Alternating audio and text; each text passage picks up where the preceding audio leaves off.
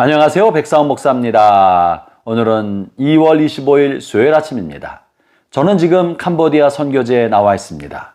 캄보디아에서 선교하시는 선교사님들을 만나고 우리 교회가 캄보디아 선교를 어떻게 함께 할 수 있을지, 캄보디아 선교 사역하시는 여러 선교사님들과 어떻게 협력 사역해서 선교하는 교회가 되어갈지 논의하고 궁리하고 좀 더 깊게 알아보기 위하여 선교지를 방문하고 있습니다. 선교지에 있으나 또 일터에 있으나 교회에 있으나 우리의 삶의 자리가 어떠하든지 변함없이 하나님의 말씀과 함께 하루를 시작하는 모든 분들에게 하나님의 크신 은혜가 하루 종일 함께 하시기를 바랍니다. 오늘 주신 하나님의 말씀은 요한복음 8장 3절부터 11절까지 말씀을 중심으로 주신 말씀을 나누고자 합니다. 오늘 본문은 잘 알려진 일화를 다루고 있는데요. 그것은 바로 현장에서 가늠하다 붙들린 여인에 관한 이야기입니다. 바리새인과 서기관들은 현장에서 가늠하다가 현장에서 붙잡힌 여인을 데리고 예수님께 데리고 옵니다. 그리고 예수님께 말을 합니다. 모세가 준 율법에는 이런 여인들, 가늠한 여인들을 돌로 쳐 죽이라고 하였는데 당신은 어떻게 하시겠습니까? 라고 예수님께 묻습니다. 그들의 마음속에는 예수님을 고발할 거리를 찾으려 했던 것이죠. 만약에 돌로 쳐 죽이라 하면 당시 로마법에 의하면 살인교사죄가 되지 않겠습니까? 그러나 살려두라고 하면 율법을 어기는 사람이 또한 되지 않겠습니까? 예수님을 곤란하게 만들기 위하여 이 같은 시험의 질문을 던진 것입니다. 또 하나 울러 예수님은 사랑이 많은 분이신데 이 여인을 향하여 어떻게 할지 대단히 궁금하고 잠못 관심이 갈 만한 내용이 본문의 내용입니다. 그런데 이 가늠한 여인에 관한 그들의 고발과 혼란에 관해서 예수님은 무관심하듯 그저 땅에 손으로 글씨만 쓰고 쳐다보지도 않으셨습니다.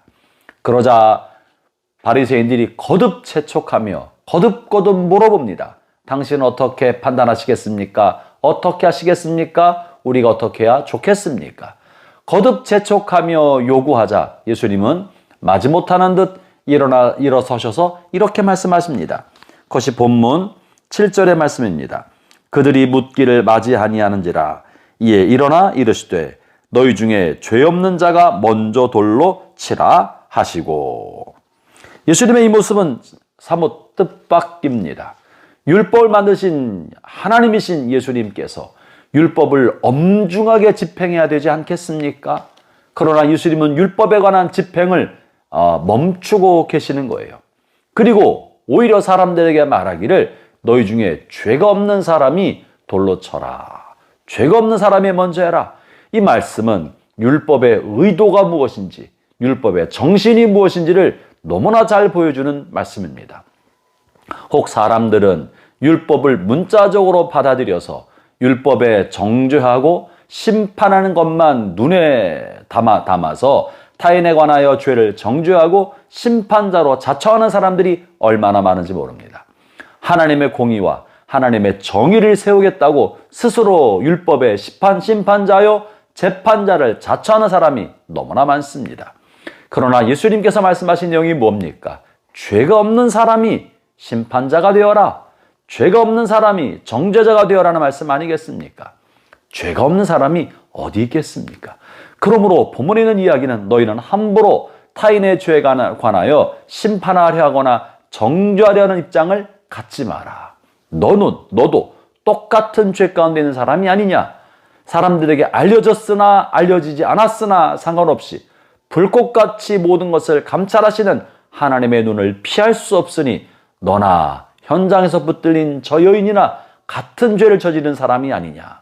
또한 간음죄가 아니라 다른 수없이 많은 죄가 역시 너의 안에 있지 않느냐 하는 이야기를 하시는 것입니다. 다시 말하면 죄 있는 사람들이 다른 사람의 죄를 향하여 정죄하고 심판하는 것에 대하여 주님께서는 책망하고 계시는 거예요. 그러면 율법의 정신이 무엇입니까? 율법을 주신 까닭은 하나님의 거룩하심과 같이 하나님의 백성, 이스라엘 백성 공동체가 거룩하게 되기를 원하시기 때문에 그 거룩함을 위하여 우리 자신이 스스로 자신을 절제하고 우리 자신이 스스로 죄에서 멀리 있게 하기 위하여 자기 자신에 관한 성찰과 자기 자신에 관한 절제와 우리 자신의 삶을 거룩하게 하기 위해서 이렇게 한 것이지 타인을 향하여 심판과 재판관의 칼을 휘둘기 위하여 그렇게 만든 것은 아니라는 것이죠. 그러므로 다른 사람을 향하여 정죄하고 비판할 때는 삼가야 합니다. 죄가 없는 사람이나 그렇게 하라고 말씀하고 계십니다. 그러면 죄가 없으신 예수님께서는 이 죄 많은 여인을 어떻게 대하셨을까요? 오늘 본문 11절에 이렇게 말씀하십니다. 대답하되 주여 없나이다. 예수께서 이르시되 나도 너를 정죄하지 아니하노니 가서 다시는 죄를 범하지 말라. 율법을 정하신 예수님, 그리고 율법에 따라 인간을 존엄하게 심판하셔야 할 예수님, 하나님이신 그분께서 어떻게 이 여인에게 대하고 있습니까? 나도 너를 정죄하지 않겠다. 성도 여러분, 율법을 만드신 하나님께서 우리를 향한 태도는 그저 냉혹하고 냉정하게 율법과 문자의 그 기준대로 판단하고 심판하는 법만은 아니라는 것을 명확히 할 수 있습니다. 나도 너를 정죄하지 않겠다. 주님의 마음은 자비와 연민이고 동정이며 사랑인 것입니다. 우리의 연약함을 아시기 때문에 우리가 죄성을 가진 인간으로서 죄 가운데 살 수밖에 없다는 것을 주님이 아시기 때문에 우리를 정죄하려 하지 아니하고 용서해 주고자 하시는 것이 주님의 마음인 것입니다. 그렇기 때문에 예수님이 하늘에서 내려오셔서 우리를 위한 속죄 제물이 되신 것 아닙니까? 우리를 심판하고자 하셨다면 주님이 왜 속죄 제물로 이 땅에 오셨겠습니까? 하나님이신 그리스도의 마음은 용서입니다. 품어주는 것입니다. 그리고 살리는 것입니다. 그러나 이런 율법의 근본 정신을 알지 못하고 율법의 문자 안에 매여 있는 사람들이 율법의 내용을 가지고 사람을 함부로 판단하고 심판하고 정죄한다면 이는 그리스도의 사람이 아니라 율법에 매인 율법의 사람이 되어버리고 마는 것이고, 율법에 따른 정죄는 마귀가 하는 역할에 지나지 않습니다. 마귀는 끊임없이 우리를 참소하고 정죄한다고 말하고 있지 않습니까? 그러므로 사랑하는 형제자매 여러분, 타인의 죄에 대하여 관대한 마음을 갖기를 바랍니다. 너그러움과 용서와 자비의 마음 갖기를 바랍니다. 혹자는 그렇게 하면 죄에 대해 무감각해지고 죄가 범람하지 않을까 염려하는 분들이 계십니다. 물론 그러할 것입니다. 그래서 주님께서 말씀하시기를 나도 너를 정죄하지 않지만 죄는 결코 간구할 만한 것이 아니다.